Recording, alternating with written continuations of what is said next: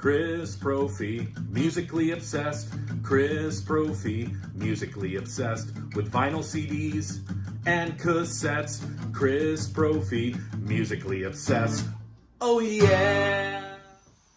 All right, we have a beautiful day in the Hudson Valley, New York, Poughkeepsie. Almost September. It's in the 70s today. No humidity. Beautiful, beautiful day. So, I want to enter a contest today for a channel called Rick and Records. Love that name. It's just got sort of this Rick and Records fun, you just want to say it. Rick and Records. Hey, did you check out Rick and Records? Rick and Records. Rick and Records. I'll leave a link below to his channel. Real cool guy. And he is doing a double down contest because I guess the idea was he was at 150 subscribers and he wanted to bump himself up to 300. And with the idea of double down, he wants us to show our doubles of records. And I didn't think I had a lot until I started going through my collection. I realized I had quite a few. Now, these aren't all of them, but I pulled out more than 5. He just wants you to show 5.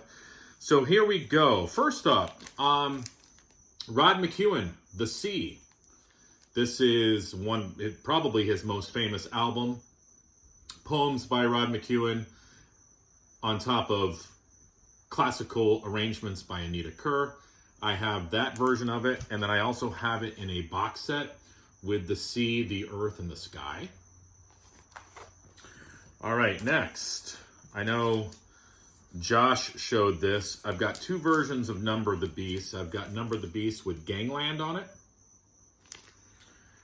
And I've got Number of the Beast with Total Eclipse taking the place of Gangland. And this also has Beast over Hammersmith, so that was the reason I bought it. Plus, Total Eclipse is just a killer track. I almost think that should have been included instead of Gangland. My favorite Sabbath album, I've got an early NEMS pressing of Sabotage. And I've also got the Super Deluxe set of that. So that's really the reason I bought that. All the goodies. Plus, it's my favorite Sabbath album. But I've also got Technical Ecstasy, an early pressing of that, and the Super Deluxe box set. Very, very underrated Sabbath album. And if you know the album, you know what I'm talking about. How about Beatles? I've got an early pressing of Revolver. I believe this was late 70s, early 80s pressing. And then, of course, I've got the new stereo mix by Giles Martin version. I was just telling my son, because he's a huge Beatles, Paul McCartney fan, I was like, I gotta listen to that. I haven't listened to Revolver all the way through in a long time. I know, it's a crime. I know. How about Pink Floyd Relics? I've got 2 versions because I like both covers. Plus, it's one of my favorite Pink Floyd records, one of my favorite albums in general. Talking about Pink Floyd, I've got 2 versions of one of my favorite albums, More. Okay, I've got an early pressing that I got from Jeff Witcher. And then a newer reissue. Check that hype out, Josh. And I think, Jeff, you can correct me. I've got 2 versions. All this other stuff that I'm going to show is all Monkees related. So if you don't like the Monkees, you can just turn it off right now. I've got 2 versions of the Monkees' greatest hits. I believe that Jeff sent me the early Arista pressing of it, and I ended up buying a reissue of it on Rhino with this sort of orangey color. I think that was what happened, and Jeff, you can correct me. Well, as far as Monkees go, Michael Nesmith, right? I've got the First National Band, Magnetic South. I've got an early pressing that I got from Brandon, Mr. Hall of Fame.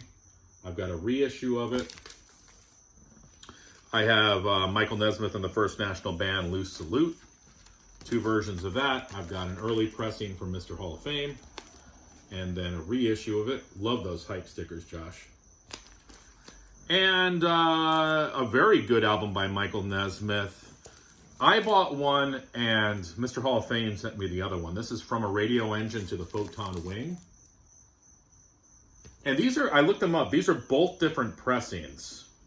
So I'll have to use my sonic ear and go up to the speakers to tell the difference between the pressings. I know that there probably is a pressing, different sound in the pressings, we'll see. But Rick and Records, thank you. And again, if you aren't subscribed to Rick and Records, head on over there. And I've heard that if you say Rick and Records 4 times really fast and then spin around, you'll go back in time. Try it.